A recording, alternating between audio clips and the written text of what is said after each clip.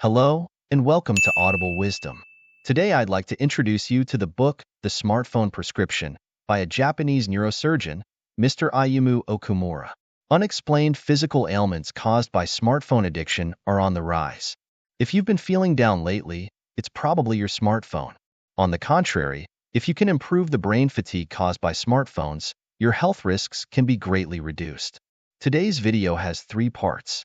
First, smartphone addiction causes unexplained physical ailments.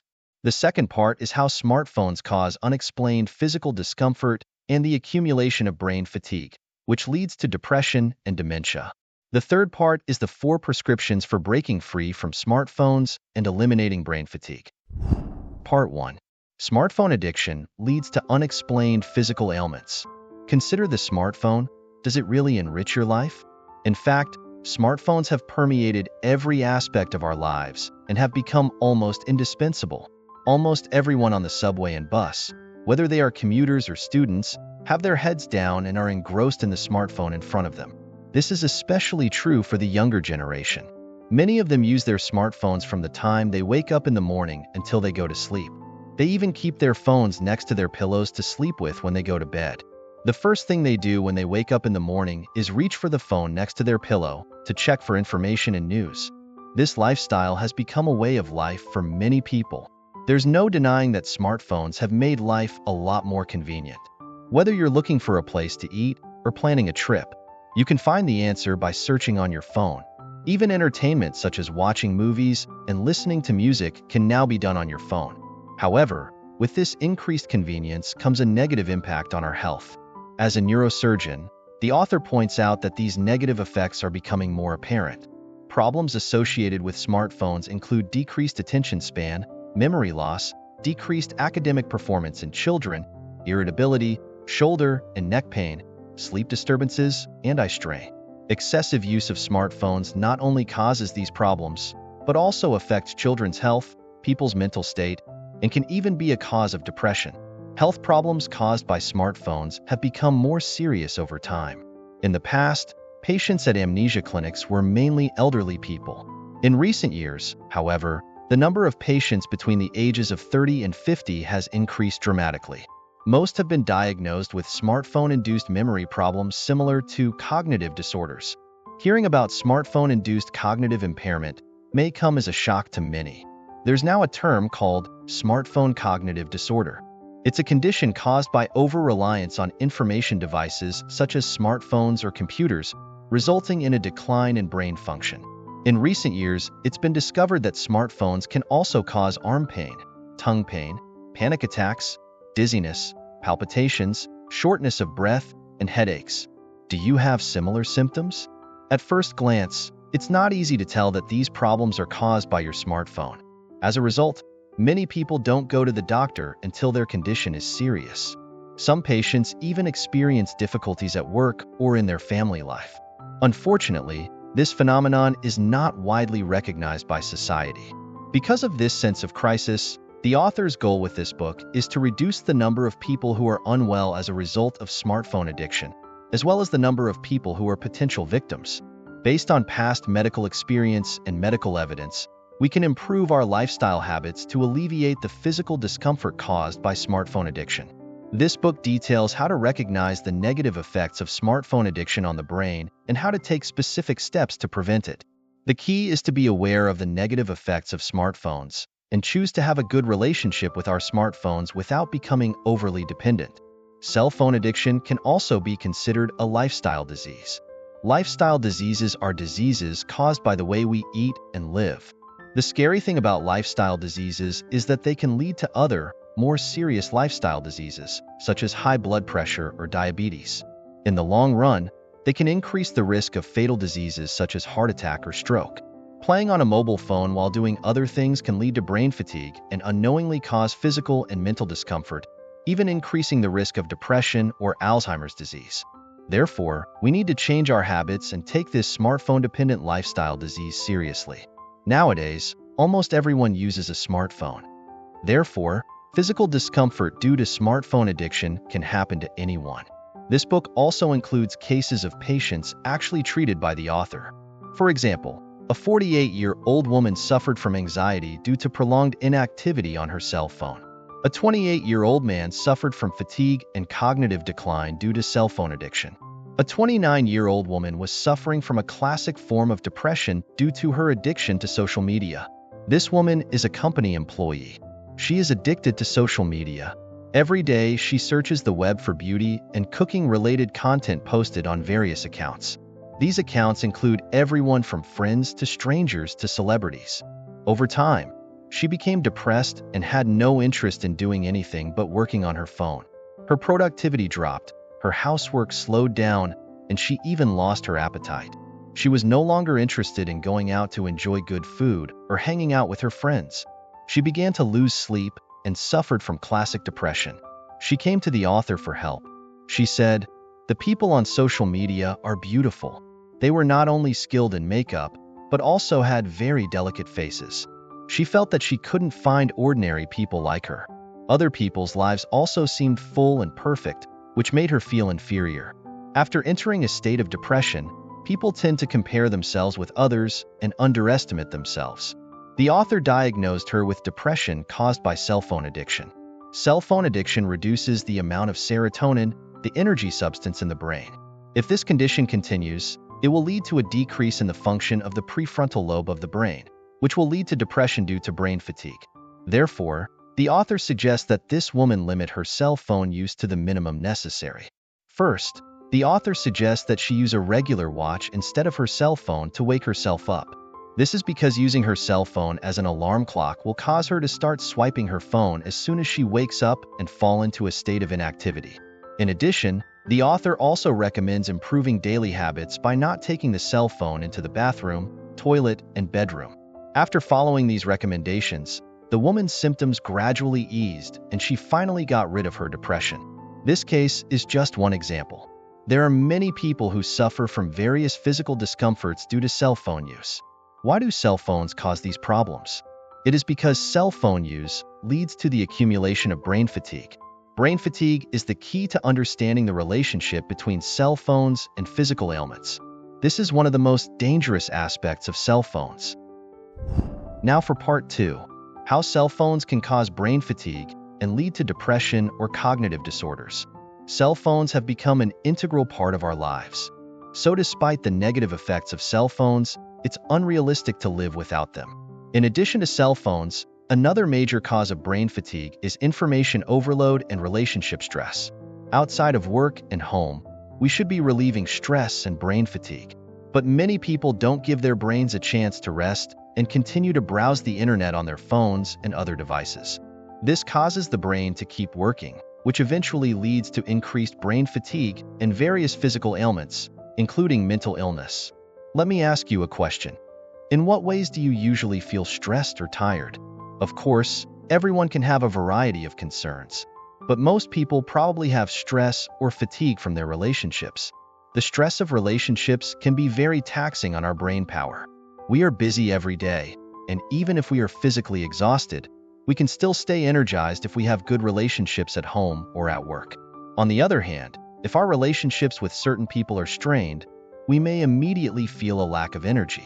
When relationships deteriorate, we may feel anxious, such as, "I don't want to have contact with this person," or "What bad things will be said about me today?" These anxious feelings can drain a lot of energy from the brain, making it tired and the body lethargic. Remember that there is a strong connection between relationships and brain states. When you think about whether or not you like your current company, if you answered yes, it's probably because the company has good interpersonal relationships. Conversely, if you think the company sucks and you don't want to go there, it's probably because the company has bad interpersonal relationships. Even if the pay is good, if you're constantly berated by your boss or in a situation where interpersonal relationships are strained, you may not want to stay. You may be able to tolerate it in the short term, but in the long term, you'll probably be too unwell to continue working. We are deeply affected by our relationships. So why do relationships have such an impact on our brains? It's deeply connected to the evolution of the human brain. Our ancestors had to live in harsh environments and had to build good group relationships in order to survive. For example, if you were seen as problematic in the group, you would be kicked out of the group. You might face starvation, or even killed if you were considered useless. Studies of ancient humans have revealed that many fossilized skulls show signs of broken bones. These marks suggest that people at that time were often killed by blows to the head. Such killings were not uncommon at the time. It's estimated that 10 to 15% of the population was killed. We usually think of ancient people dying from starvation, wild animal attacks, or disease. But in fact, the greatest cause of death among the ancients was being killed. The threat of being killed has existed for tens of thousands of years. This fear has been seared into our minds. It has had a profound effect on current brain systems. In other words, whether we live or die depends entirely on other people. This memory makes it necessary for us to use a lot of brain power when we interact with other people. This biological reason makes relationships one of the main causes of brain fatigue. Our extreme fear of being disliked or rejected by others is due to a long evolutionary process. If we're unpopular or ostracized, we might be kicked out of the group, unable to survive, or maybe even killed. This fear is deeply ingrained in us. It's wired into our brains.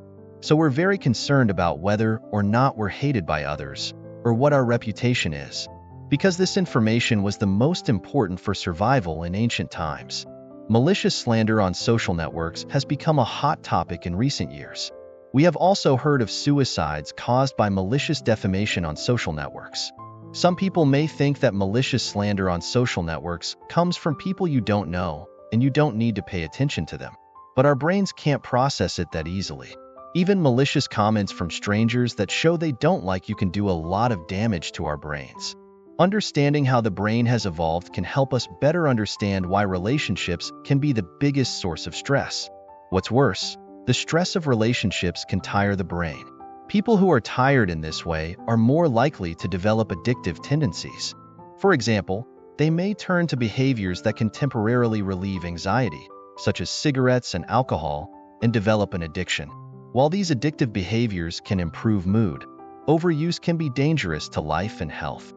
The problem is that even when you want to quit, it can be difficult to do so, leading to the development of an addiction. Addiction has now entered a new phase. In addition to traditional cigarettes, alcohol, drugs, gambling, and gaming, smartphones have become a new addiction. Today, more and more people can't live without their smartphones. The degree of dependence on smartphones has become close to a mini-drug. Some people may think that comparing smartphones to drugs is a bit far-fetched. But in recent medical practice, smartphones have been identified as a dangerous addictive substance on par with alcohol and tobacco. Which do you think is the most dangerous of drugs, tobacco, alcohol, and smartphones? The authors believe that smartphones are the most problematic as an emerging thing. Drugs are certainly dangerous, but they're banned by law. Tobacco and alcohol, on the other hand, have a long history and people have been warned about their excessive use. Everyone knows that tobacco and alcohol are bad for your health. However, as an emerging technology, smartphones may not seem so dangerous on the surface. It is a relatively new technology, so social warnings about its overuse have not yet been established. Few people are aware that smartphones are extremely harmful to health. In addition, excessive smartphone use does not cause immediate distress to others, unlike smoking or drinking on a tram. For example, smoking or drinking on a tram can be criticized, whereas using a smartphone does not cause strange looks. Smartphones can be used alone without disturbing others. The first step in getting rid of addiction is for the person to recognize the dangers of addiction and admit that he or she is addicted. Without self-awareness, there is no way to take action, which leads to increased brain fatigue and ultimately a state of brain fatigue. Even the most intelligent and strong-willed person can hardly get rid of codependency once they are in a state of brain fatigue. Because in this state, the function of the prefrontal lobe, which is responsible for willpower, decreases. In this way, brain fatigue and smartphone addiction are mutually reinforcing. Do you use your phone aimlessly, surfing the web and using game apps whenever you have time? You may feel like you are relaxing on the couch playing with your phone, but in reality, your brain has to process a lot of information and is under a lot of stress. If you use your phone for a long time, your brain will run out of serotonin, which will eventually lead to increased brain fatigue, which can cause various physical problems. Of course, it is also possible that you are not experiencing any physical discomfort right now and feel that there is no problem with using your cell phone. However, continued reliance on your smartphone could put you at risk for physical discomfort, so prevention is the best option. Have you ever heard of smartphone insomnia? Smartphone insomnia refers to symptoms of difficulty falling asleep, light sleep, waking during the night, or waking early due to the use of a smartphone. Smartphone screens emit a lot of blue light. This blue light reduces the production of melatonin, a hormone that is essential for a good night's sleep. It also stimulates the sympathetic nerves that keep the brain awake. Therefore, mindless use of smartphones before bedtime can make it difficult to fall asleep or wake up during the night, which can lead to sleep problems. In addition, excessive smartphone use reduces the production of serotonin and melatonin, which not only causes insomnia, but can also lead to depression. Symptoms of smartphone depression include insomnia, anxiety, social phobia, and cognitive decline. Depression is not just a problem of the mind or body, it is also a problem of the brain. The cause of depression is thought to be a decline in brain function due to brain fatigue, specifically serotonin depletion and reduced prefrontal lobe function. Because smartphones deplete the brain of serotonin, there's also concern about smartphone-induced cognitive impairment. Smartphone-induced cognitive impairment is a decline in brain function caused by over-reliance on IT devices such as smartphones or computers. It includes not being able to remember names of people or things, not being able to write simple words, and not even being able to do simple calculations. This cognitive disorder can affect work and family life, negatively impact relationships, and increase the risk of depression. We must learn to have a proper relationship with our smartphones. Part 3. 4 prescriptions to get rid of smartphone addiction and eliminate brain fatigue. The specific methods are: 1. Use the day's time to activate the default mode network. 2. Disconnect from online information. 3. Experience nature to promote serotonin release. 4. Connect with animals and plants. We will explain them one by one. First, take advantage of the day's time to activate the default mode network in your daily life. In our lives, we are often caught up in our busy schedules, and we tend to think of lazing around as a bad behavior. Even when we do have a little time, we may be tempted to catch up on unfinished business or use our free time to take care of household chores. Even though we know it's important to rest, it's always hard to actually do it. That's why it's recommended that those who have trouble relaxing take a break. It doesn't have to be long, and it's okay to just lounge around. The human brain has a special function called the default mode network. This special function is activated when you let go of your thoughts and go into a state of zoning out. When this function is activated, the brain goes into a power-saving mode, which helps improve brain fatigue caused by smartphone addiction. Therefore, the best way to improve persistent fatigue is to schedule some time to be idle.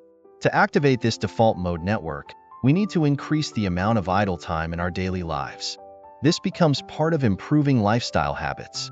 In the past, common sense suggested that the brain was at rest only when there was no specific stimulus or purposeful action.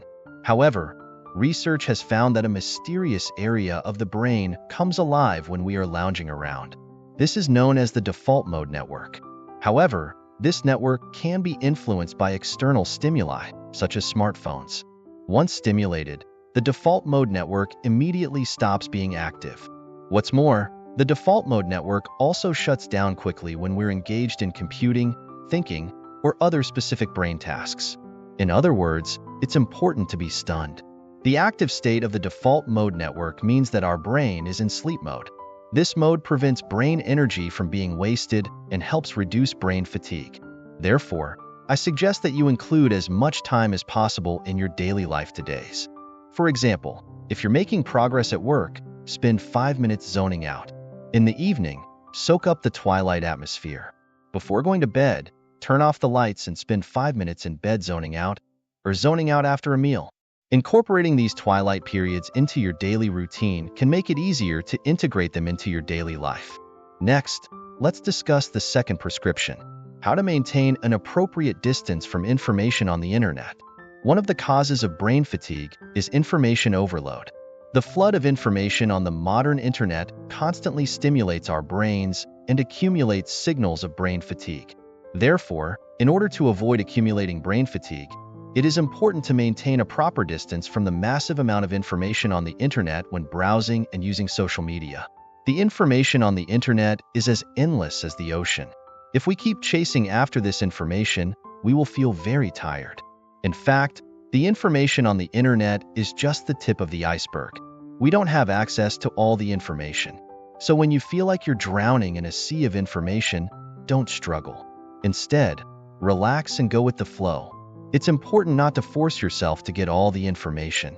It's important to accept that helplessness.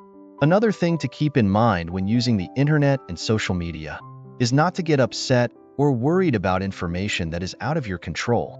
To prevent anxiety and depression, focus on whether the current worry is within your control. Most information on the internet is out of our control. For example, do you feel upset when you see a gorgeous photo on Instagram? Feeling anxious when you see successful people?